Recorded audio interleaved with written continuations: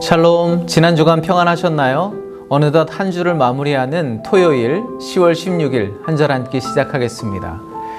네, 어제 한 권사님을 만났는데 한참 대화를 하다가 그런 질문을 하셨어요. 목사님, 요즘 욥기 말씀을 묵상하는데 매일 그게 그거 같고 똑같은 말씀에서 새로운 은혜를 찾아내시느라 얼마나 고생이 많으세요? 네, 제가 그 말씀을 들었을 때 아닙니다, 권사님. 하나님께서 날마다 성령을 통해서 새로운 은혜를 주시니 얼마나 감사한지 모릅니다. 그렇게 대답을 했어야 되는데 네, 머뭇거리느라고 대답을 제대로 못했습니다. 결국은 권사님의 말씀에 제가 인정한 셈이 되었는데요. 솔직히 그렇습니다. 어느 날은 한 말씀을 가지고 하루 종일 묵상하고 고민하지만 도저히 깨달아지지 않는 때가 있어요. 오늘 말씀 같은 경우에도 한 번은 욥의 자리에 앉아보기도 하고 또 빌닷처럼 말해보기도 하지만 어제와 다를 바 없는 그저 쳇바퀴 돌듯이 그런 말씀이 반복되는 것처럼 느껴진다는 거죠. 그런데 말씀을 한참 보다가 그런 깨달음을 얻게 되었습니다. 우리가 인생을 살아가면서 고난과 고통을 마주하게 되었을 때 우리의 모습이 그렇지 않을까라는 거죠. 이 문제, 과연 어디서부터 잘못되었을까? 해결할 수 있는 방법, 그 출구는 어디에 있을까? 이 실타래 끝은 어디에 있을까? 문제 앞에서 한없이 고민하고 이리저리 궁리하고 있는 우리의 모습 있지 않을까? 네, 바라기는 이 욥기 말씀을 통해서 우리 인생의 문제 가운데 그 실마리를 찾아내시는 하나님의 은혜가 있기를 간절히 축복합니다. 오늘은 어제에 이어서 욥기 8장 나머지 말씀을 보도록 하겠습니다. 오늘 빌닷은 욥에게 어제와는 다른 근거를 제시하면서 충고합니다. 청하건대 너는 옛시대 사람에게 물으며 조상들의 터득한 일을 배울지어다. 우리는 어제부터 있었을 뿐이라. 우리는 아는 것이 없으며 세상에 있는 날이 그림자와 같으니라. 빌닷이 청하건대라고 말을 시작하죠. 욥의 태도와 입장이 워낙 강경하다 보니까 빌닷이 이제는 부탁조로 말하는 것처럼 들립니다. 그런데 이런 말이 아닐까 저는 제 나름대로 해석을 해봤습니다. 욥아, 제발 부탁인데 내가 하는 말이 내 말이 아니라 우리 옛 조상들이 하는 말 하나도 틀린 게 없잖아. 우리가 짧은 인생을 살면서 혼자 깨달을 수 있는 거, 터득할 수 있는 게 얼마나 되겠니? 네. 그러면서 몇 가지 근거를 제시하는데요. 예를 들자면 11절, 12절입니다. 왕골이 진펄 아닌 데서 크게 자라겠으며 갈대가 물 없는 데서 크게 자라겠느냐. 이런 것은 새순이 돋아 아직 뜯을 때가 되기 전에 다른 풀보다 일찍이 마르느니라. 왕골이나 갈대는 물이 많은 늪지대에서 잘 자라기 마련인데 늪에 물이 마르면 금방 말라 죽는다는 거죠. 즉 하나님을 잊고 사는 사람, 하나님을 떠난 사람의 인생의 결말이 그렇게 된다는 것입니다. 그러니까 욥이 하나님을 잊어버렸기 때문에 이 징계를 당하고 있는 거라고 다시 한번 깨우쳐 주려고 하는 겁니다. 빌닷이 왜 이런 말을 할까? 아마도 제 생각에는 욥이 앞에서 하나님, 내 목숨이 한낮 바람과 같습니다. 금방 사라질 것 같습니다. 그러니 제발 제 인생을 기억해 주세요. 그렇게 탄식했었는데 그 말을 들은 빌닷이 하나님이 널 잊으신 게 아니라 네가 하나님을 잊었기 때문에 고난당하는 거야. 그렇게 책망하는 것처럼 저는 들렸습니다. 그리고 14절을 보니까요. 그가 믿는 것이 끊어지고 그가 의지하는 것이 거미줄 같은즉 그 집을 의지할지라도 집이 서지 못하고 굳게 붙잡아 주어도 집이 보존되지 못하리라. 하나님을 잊어버리고 사는 사람들이 믿고 의지하는 것은 마치 거미줄과 같이 쉽게 무너질 집을 지어놓고 안심하며 사는 것과 같다고 말합니다.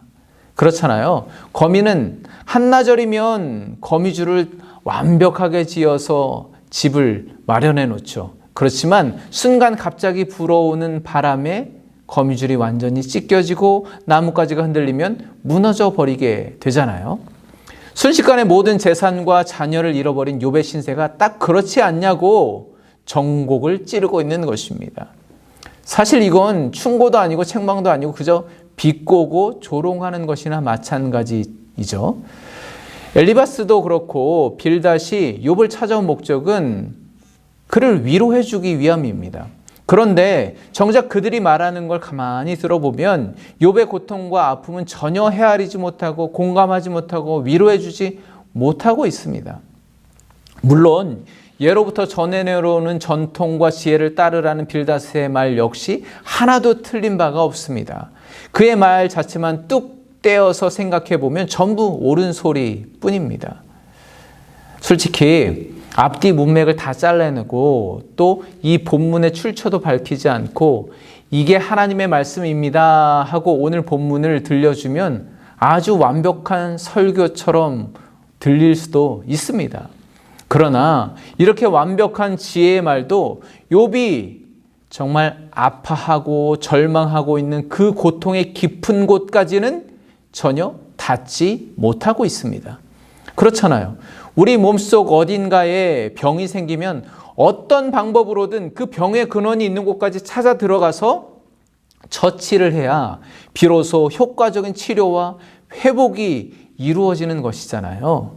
그런데 빌닷은 제 아무리 수천 년 동안 쌓이고 터득된 지혜를 가져다가 욥에게 들이대고 적응해 보려고 하지만 욥의 내면 그 깊은 곳에 있는 고통에는 전혀 효과를 발휘하지 못하는, 위로가 되지 못하는 말만 퍼붓고 있는 것입니다.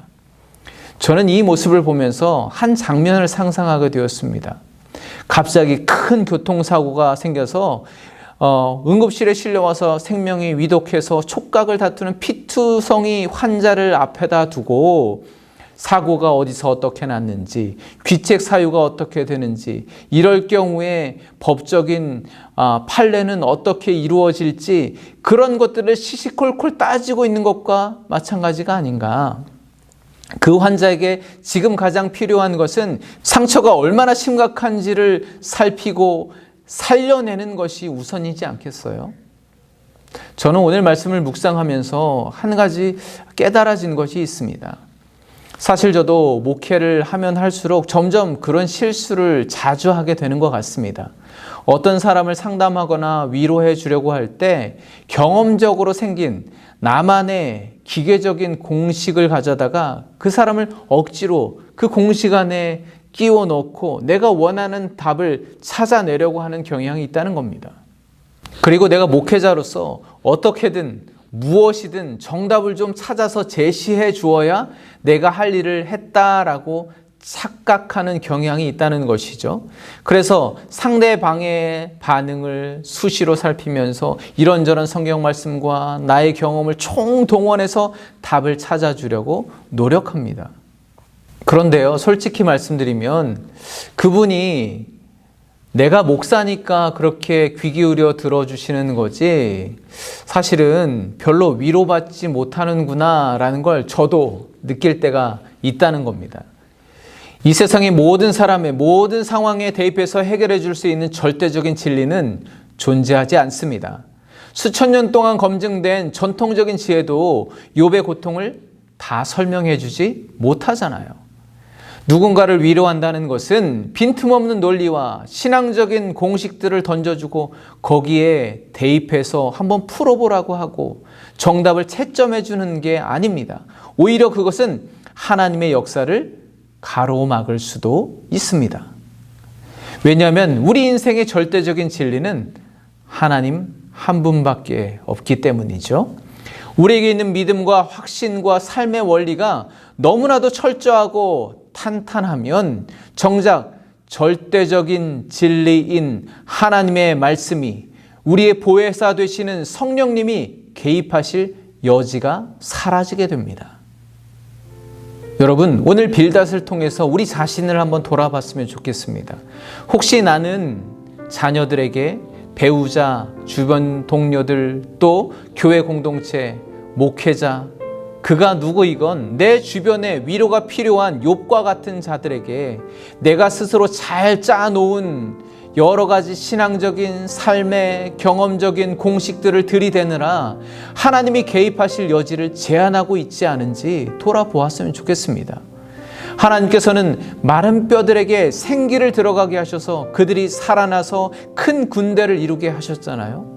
그런데 그때 하나님은 에스겔에게 이렇게 질문하셨습니다. 인자야, 이 뼈들이 능히 살 수 있겠느냐? 에스겔이 이렇게 대답하죠. 주 여호와여, 주께서 아시나이다. 그렇습니다. 주께서 아십니다. 주께서 마른 뼈와 같이 철저히 무너진 욥의 절망을 아시고 그의 고통을 아시고 그에게 들어가 개입하시고 섭리하실 때 그는 위로받고 다시 살 수 있는 것입니다. 능력을 받아 하나님의 군사로 설 수 있는 것입니다. 마른 뼈와 같은 고난을 바라보며 우리에게는 에스겔과 같은 고백이 필요합니다. 주 여호와여, 주께서만 아십니다. 저들에게 생기가 들어가게 하여 주시옵소서. 위로하시는 성령이 역사하여 주시옵소서. 함께하여 주시옵소서. 그렇게 하나님이 개입하시고 섭리하실 수 있는 여지를 남겨두는 것이 진정한 위로자의 모습이 아닐까? 오늘 말씀을 묵상해 보았습니다. 이번 주말 여러분의 삶과 속한 공동체 가운데 하나님께서 더 깊이 개입하시기를 간절히 축복합니다. 평안하십시오. 감사합니다.